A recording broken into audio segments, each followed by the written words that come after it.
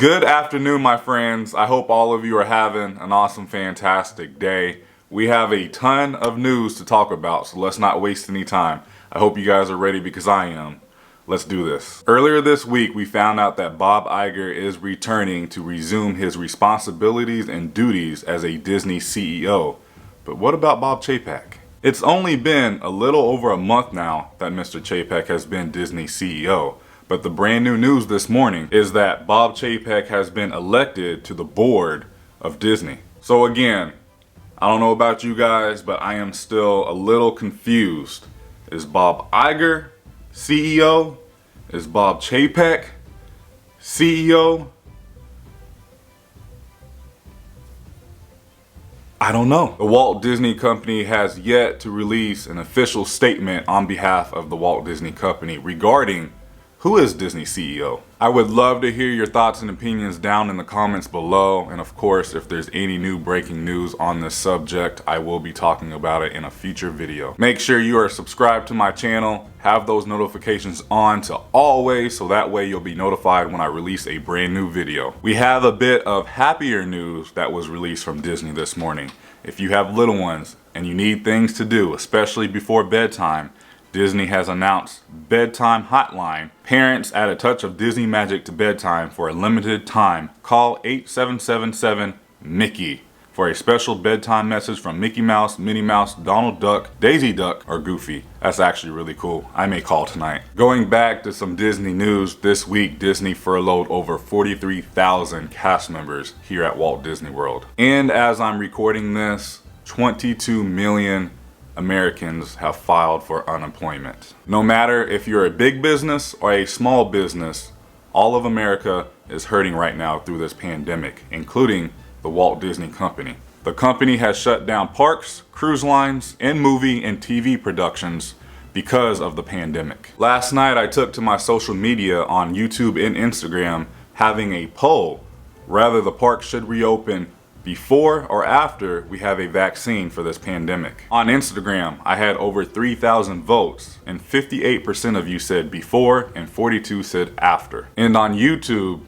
a lot of you didn't vote. We only had close to 1,000 votes, but 40% of you said when the parks reopen, I'll be there. 22% said it will take me a while to go back to the parks.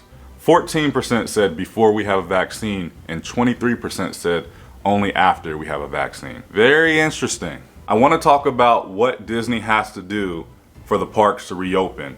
What can we expect for when the parks do reopen? I spent this whole week investigating and looking up some ways that just make sense for us to somewhat go back to a new normal of life going back to the Disney parks. The first one just makes sense. A phased reopening. I know I talked about this a little bit in the other video I posted, but what I mean by phased reopening, Disney just can't open altogether.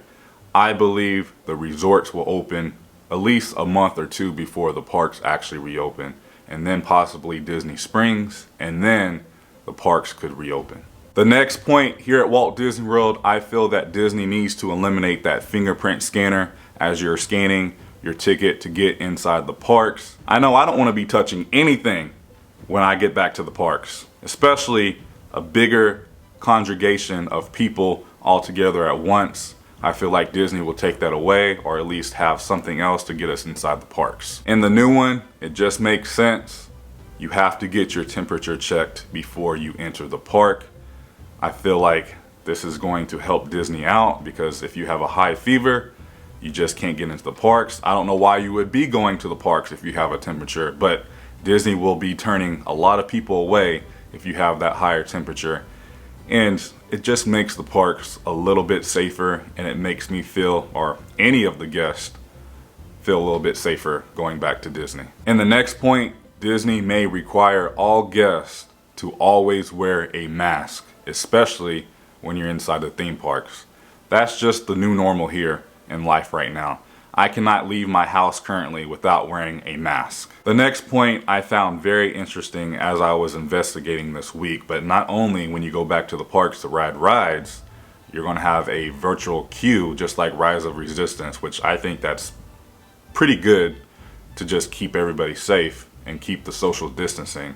But also, I think on certain rides, you will skip the pre-show and go right onto the ride just to keep the flow moving and keep people from being close to each other. Again, keeping that social distancing. So rides like Haunted Mansion, you'll go right through. Flight of Passage, you'll go right through. Millennium Falcon, you'll go right through. Pretty much all the rides that have some sort of pre-show room, you'll skip it, go right onto the ride. But me personally, I think this will make waits a little bit longer, because we have to remember Disney is limiting capacity, but also they have to keep everyone safe and keep people social distancing at all times. I kind of talked about this next point in the last video, but I feel like Disney will suspend all parades and fireworks shows just because, again, you have to keep a good social distancing all together. And something like a parade or a fireworks show, you're gonna have everybody close trying to get a good view, and I just don't think that's safe. And of course, Disney will have those hand sanitation stations scattered throughout the parks, hand washing stations, and also back to the character meet and greets.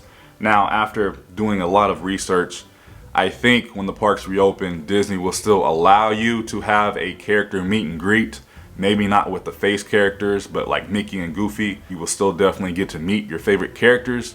I think they will have a hand washing station right before you meet the characters, so you will be required to wash your hands before you get close to the Disney characters.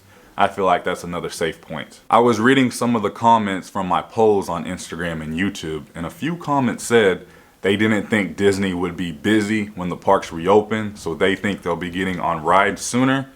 And that could be true, but from my own personal experience, I think that is BS. I think when the parks reopen, especially the first week, a lot of people are going to be there.